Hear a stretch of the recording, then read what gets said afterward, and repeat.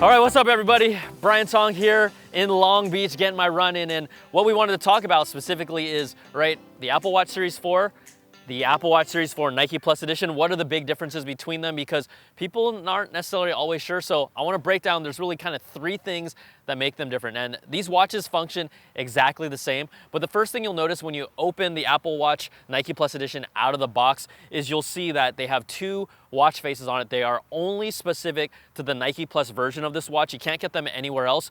And what makes them nice is there's a version that's the analog version. It's kind of just a clock with two hands, but you can jump in directly into the Nike Run Club app. The other one, which is really my favorite, it's the Nike Plus digital watch face.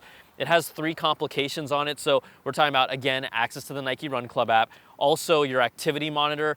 That's gonna be cool because, right, you're an active person, you wanna check that out. And then also the weather, because you kinda wanna know what's going on. You can also customize it.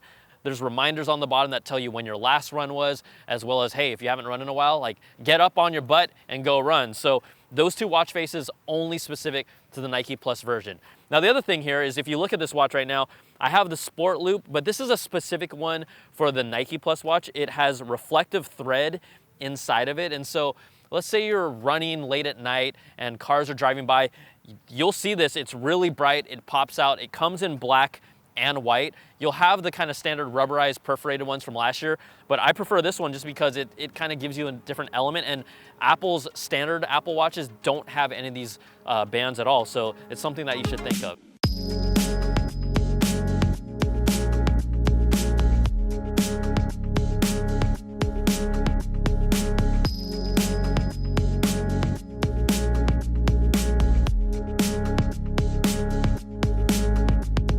The third piece of all this is really the integration with the Nike Run Club app. So like I told you earlier, I can just jump in directly into the app, which is really cool.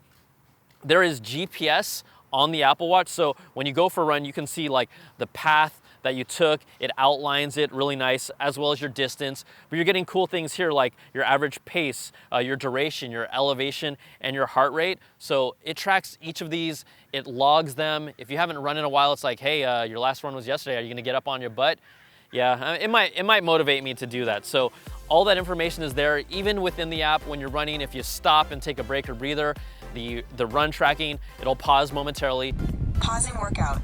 Then you kind of get back up and you go for it, and it picks up where you left off. Resuming workout.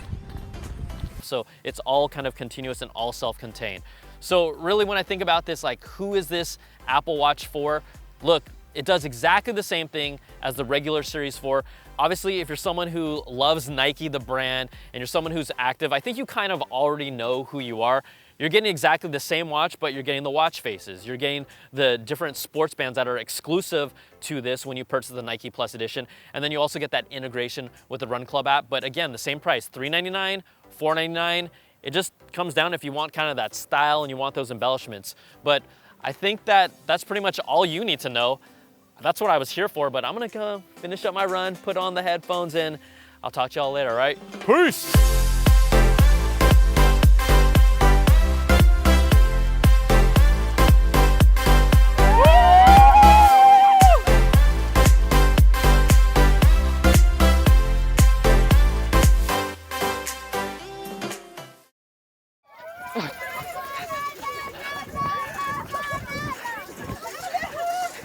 Ah!